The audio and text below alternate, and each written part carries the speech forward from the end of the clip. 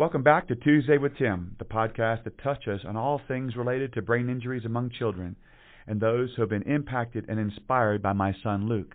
Today's guest is certainly one of those who's been inspired and impacted by my son Luke. Bryce Ramirez, linebacker for the Texas Tech Red Raider football team. Bryce, how are you today?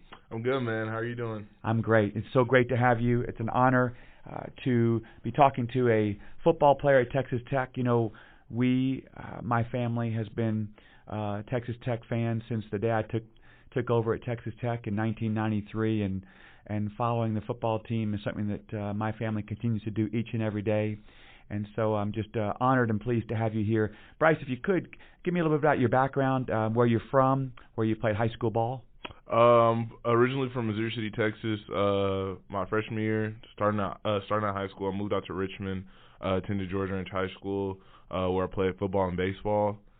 And just growing up, I played every sport you can think of, except tennis. I did not play tennis when I was younger, but every other sport. So you were a football player in high school, and I assume when you are going through the recruiting process, there's so many things that go through it. As a college coach, when I was recruiting certain players, I was looking for intangibles. I was looking for what kind of heart someone had, the work ethic, those kinds of things. What made you decide to be a member of Texas Tech's football team? Well, for me, I was a walk-on, so it was really, I didn't plan on playing football. I planned on just coming here being a regular student. Texas Tech was my dream school since I was a little kid. Baseball was my number one sport, so I wanted to come here and play baseball when I was younger. And then after my sophomore year, going into my junior year, I decided to fully focus on football. So, there was, the baseball dream was gone, but I still wanted to play football here. And unfortunately, I didn't get offered really anywhere to play D1 football, so I was just going to be a regular student. And then my mom convinced me to try out for the football team. And ever since then, I've been here and been trying to bring a Big 12 championship here. So we owe it all to Mom that you are playing for Texas Tech. 100%. You know, it's an interesting story because when people hear of walk-on, some would think, well, they're on the practice squad or they may never see the field. For you, because of who you are, your work ethic, you not only saw the field, but you started for the Texas Tech football team. Yeah, 100%. It was a long journey. Definitely days that I did not want to play football anymore. It was tough, just grinding through. Being a walk-on it's not meant for everybody, you know. Especially coming out of high school, everybody's a team captain, a star player, and stuff like that. So it's a really humbling experience coming from, you know, top 3, top 1 guy at your school, and to pretty much you're just another number on the roster. So definitely a grind, but I'm happy to be where I'm at, and I wouldn't change anything about it.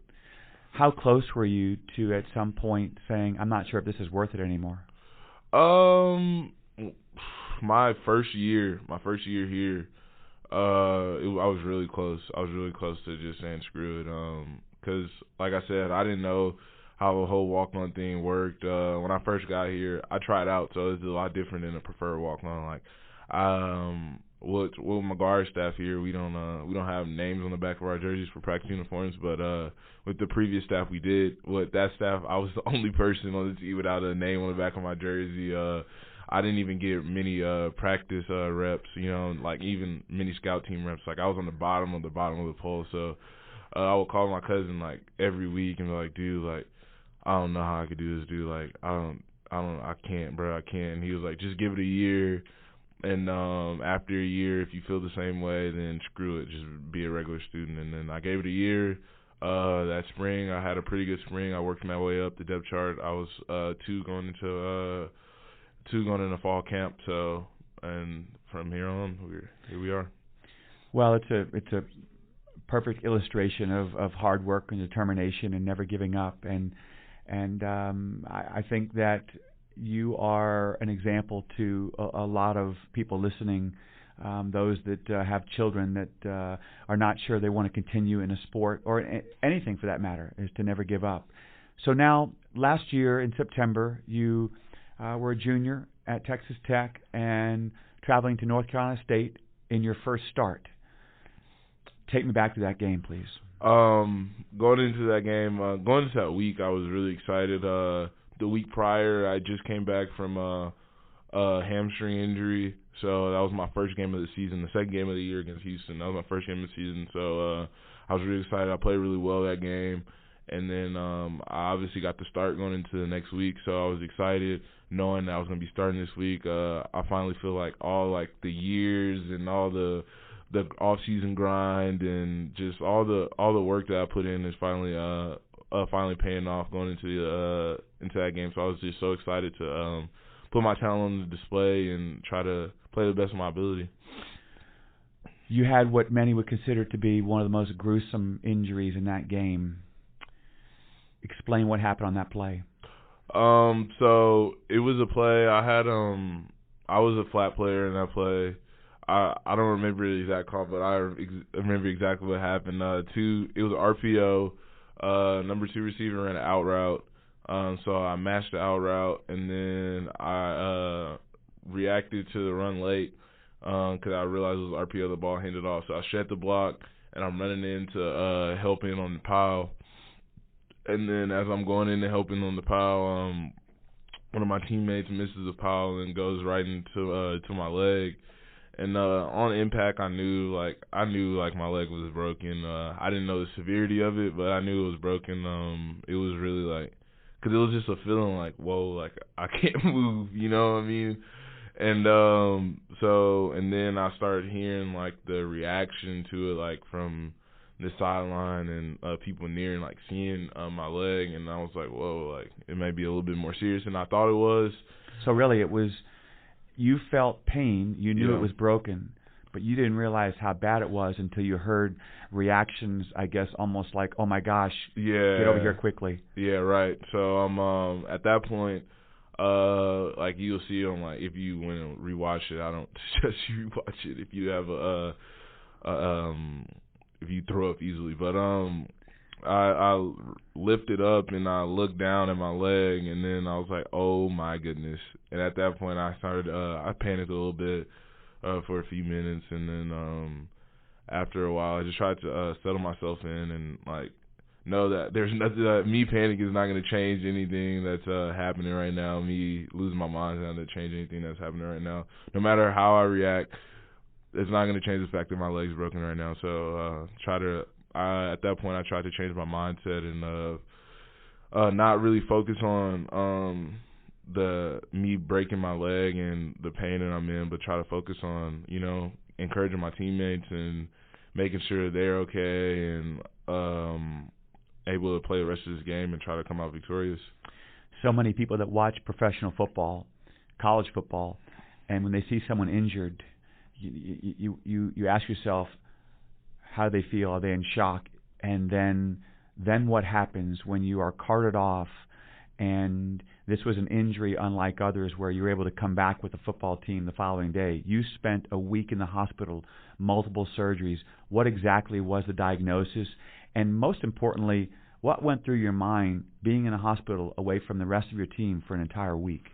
So for my diagnosis, when I got to the hospital, they did x-rays. On the field, they knew it was a compound fracture because once that tends to be what happens when you see like the bone coming out the leg. But after the x-rays and stuff, they came back and then let me know it was a compound fracture. And after they did like all the x-rays in my eyes, they seen there wasn't any ligament damage, which was like the most important thing, and that was the biggest thing, and of why I feel like I was able to recover so quickly because I didn't have any knee issues or anything. It was just bone break and a little nerve damage, but it was mainly just bone break. So, and being in that hospital for a week, it was definitely tough for sure. I was freezing cold in there. The food wasn't the best. No good food, and you were cold. Yeah. The least of your worries, though, I suppose. Yeah, for sure. And then, you having to learn how to walk again, like the day after my last surgery, I had to, start walking on a walker, you know what I'm saying, and started learning how to use crutches because I've never really had to use crutches before, and at the time I was living in a 3-story townhouse. So, and my room was on the 3rd floor, so we had to practice on me going upstairs and stuff like that. So that was tough, and on the mental, just frustrating because you really just want to lay in bed all day and soak, but you're just forced to get out of it. So I was definitely ready to get out of North Carolina. I imagine the greatest challenge after an injury like that, you are dealing with having to rehab, and you're also asking yourself, do I really want to come back and fight hard to get this rehab? Well, earlier this summer, as it was last year, at the Texas Tech football program, Coach McGuire has instituted a new policy at Texas Tech, and that is that no one gets to wear number 3. That number, in honor of my son, is given out to the player who's the hardest worker, the greatest fighter, the best competitor, a true leader. And during the process, I had been talking to Coach McGuire, and last year the team voted on who wore that number. This year I asked Coach in June, I believe, I said, Coach, I can't wait to see who's going to get that number. He responded by text by saying, I already know who's going to get that number, and that is Bryce Ramirez. And I talked to a couple of people about you prior to meeting you this summer. You exemplify everything that it was my son, a fighter, a hard worker, an amazing person, great personality. And so I would guess my first question is, going back before you talk about the number, August 28th of 2021, the funeral for my son was at the arena at Texas Tech, in the basketball arena.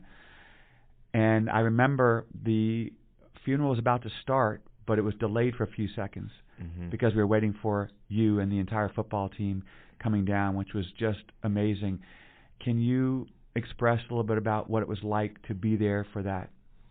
For me, funerals are really sad for me. It hurts me being in that environment, especially knowing Luke's story. It was really impactful on me, on my heart. My heart was heavy being in that environment. And then when you went up to talk, and that was even more. It was really hard for me to not get emotional in that moment, because I've grown out of it as a person, but I let my emotions show better. But at the time, it was I try to keep that kind of stuff in, but it was really an emotional moment, and it was so powerful. Your words at his funeral, and it was so touching. And you were so strong, and your family so strong for being able to come up and talk in front of that big group of people and express how impactful Luke's life was. It was amazing. It was an amazing service. I've never been a part of something like it before. Well, I'm so appreciative of the football team being there. I know you had met Luke prior, because we had gone out to practice a couple of times with Coach Wells, the previous staff, and I spoke to the team, and every time I come to the football complex, I think about being there with Luke, and one thing I'll never forget, I remember walking in to meet with the team in the big room that you guys have, and I remember saying, I want you to do me a favor, I want you guys to go out there and fight like Luke. And that moment started something different, started something new, where fight like Luke has become sort of a motto, not just for me, but for a lot of people, and you certainly are that person that loves to fight like Luke. So you get the message from Coach that you're wearing number 3. Your first reaction? Excitement, for sure. Excitement, because it's special. It's a special thing to be recognized as in my eyes, as being recognized as like you said earlier, describing the toughest, the hardest working, number 1, a leader on the team, and it exemplifies everything that Luke lived for and embodied every day of his life. And to be able to show that and just live through that on the football field, it's nowhere near of what the impact Luke had, but just to have that somewhat of an impact and have that on your jersey when you go out every game is important. So just knowing that I was going to have that impact throughout the season, it was so awesome to hear. When you are one of 60,000 in the stadium and you're watching the game, it's easy to watch each and every play. when I'm in the stadium, I'm watching and looking for where you are on the sideline, on the field, and I know a lot of people feel the same way because it was so well publicized that you were getting this number to honor my son, and so my eyes are everywhere where you are, and I know that that is the case for a lot of the fans, and so that's pretty special, and I think that Team Luke Hope for Minds, our nonprofit, supports children after brain injury, and what I always tell people is that we are doing all we can to keep Luke's legacy alive. But you are doing the same thing. Wherever you are on the football field, in town, all over Lubbock, Texas, people know you as who you are and what you've overcome, your work ethic. But now to know that you are wearing this number for a reason, what is it like to know that you are helping keep Luke's legacy alive? It's so awesome. It's so cool to know that I'm playing that people know that I'm playing for something bigger than myself, and I'm wearing a jersey that's bigger than myself, you know what I'm saying? And it definitely adds on to my why, you know what I mean? Like, I want to perform not only to perform for my family, I also want to perform because I know that I have a legacy of Luke's life, like, you know what I'm saying? Like, it represents something. It's very important for me to go out, and I'm not going to take a play off. I'm not going to, because, like, Luke didn't take a play off with his life, you know what I mean? So it's very important for me to, play harder. Just listening to you tell the story of someone who was playing football and baseball, not sure you even wanted to play college football. You show up on the campus not as a preferred walk-on, meaning you had to try out even to make the team. You make the team, you prove your worth, then you start, and then you have this injury, and for months and months of having to go through rehab while the team had a successful season last year, and then this year now getting the majority of the snaps, playing as a linebacker for the Texas Tech football team. Your story is one that I think many parents can relate to and hope that they can convey to their child that work ethic, whether it's in sports or outside of sports. And so I just think it's pretty powerful. Whenever you're around the Tom Brady's, the Michael Jordans of the world, well, what about those that had to work hard just to make a team? And just to see what you've accomplished is amazing. I know this, though, that you share with something very special to me, in that you've overcome a lot, but you haven't done it without someone right next to you. And that someone is not next to you, it's in front of you, and that is God. Your faith has meant a lot to you. Explain. My faith is huge. I pray before every day when I wake up. I pray, and I'm so thankful for just God just waking me up. And I pray every night before I go to bed, and thanking God for getting me through another day, and giving Him the strength, Him strengthening me to get through another day. Because I know without God, I definitely would not be here. I'm an ordinary guy, you know what I'm saying? I don't view myself as having like this super crazy talent. Like you said, like, I'm not a Michael Jordan. I'm not, you know what I'm saying? I wasn't a 5-star guy. I'm just like your everyday kid, and I'm living the dream. And I know without God, I would be nowhere near where I am today. This story isn't just your typical story, and I don't know what anybody else believes in, but 100% I believe that Jesus Christ died for my sins, and God is the reason I'm here today, and I'm in the place that I am today, and I'm so thankful for Him for that. That's beautiful. I love hearing that. Quite often we think of football players as football players who occasionally think about school, who try to fit it in. You, though, have been an academic, all Big 12. Academics means a lot to you. What are you studying? Business IT. I'm a business IT major. I'm a STEM guy. I'm getting my master's. I plan on getting my master's in finance after I graduate this December. So, yeah, school is very important. Student athlete. That is the epitome of Bryce Ramirez. Bryce, I know that we are in the middle of a football season, and a lot of times we think of close losses, teams that deal with adversity. But adversity is a different word for different people. For me, my adversity is a little bit different. But you're still dealing with adversity as a football team. How together is this group, and how do you see football being life?